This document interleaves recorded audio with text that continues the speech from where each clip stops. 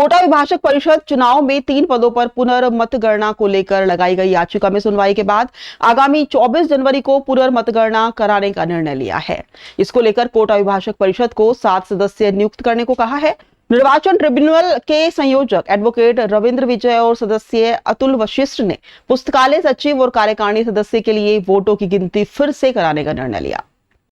चुनाव वर्ष 2025 में 12/12/2025 को अभिभाषक परिषद कोटा के हुए हैं, उसमें 2 याचिकाकर्ता कार्यकारिणी सदस्य वैभव शर्मा और मीनाक्षी कुमारी द्वारा दिनांक 17/12/2025 को हमारे यहाँ याचिकाएं पेश की है और उन्होंने ही अपनी याचिका में ये बताया है, आरोप लगाए हैं कि सब जो चुनाव हुआ है उसमें अनियमितता बरती गई है।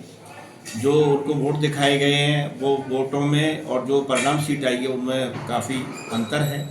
मीनाक्षी कुमारी को 533 वोट मिले हैं और 543 वोट मिले हैं वैभव शर्मा को, और जो 10वें नंबर पर कैंडिडेट हितेश कुमार जी मेहता जीता है उसको 547 मत प्राप्त हुए।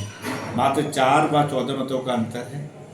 उन दोनों ने याचिकाएं पेश की, सभी पार्टीज को बुलाया गया, सबके जवाब लिए गए, चुनाव अधिकारियों को भी बुलाया गया, उनसे भी जवाब तलब किया, उन्होंने भी अपना जवाब दिया, सभी की बहस सुनी गई। बहस सुनने के बाद अब पत्रावली का अवलोकन करने के पश्चात हमने पाया कि वास्तव में चुनाव जो हुआ है उसकी रिकाउंटिंग कराना आवश्यक है। 24/1/2026 को रिकाउंटिंग कराने का आदेश दिया गया है, जिसमें महासचिव और अध्यक्ष को इस बारे में सूचित किया गया है कि कार्यकारिणी सदस्यों की पुनर्मतगणना के लिए 7 सदस्यीय टीम का गठन करें। हमारे पास मैं रविंद्र विजय एवं मेरे सहयोगी सदस्य श्री अतुल वशिष्ठ, हम दोनों ने उन चुनाव याचिकाओं को सुना, जिसमें एक चुनाव याचिका पुस्तकालय सचिव के लिए और दो याचिकाएं कार्यकारिणी सदस्य के लिए आपत्ति करके पेश की गई थी।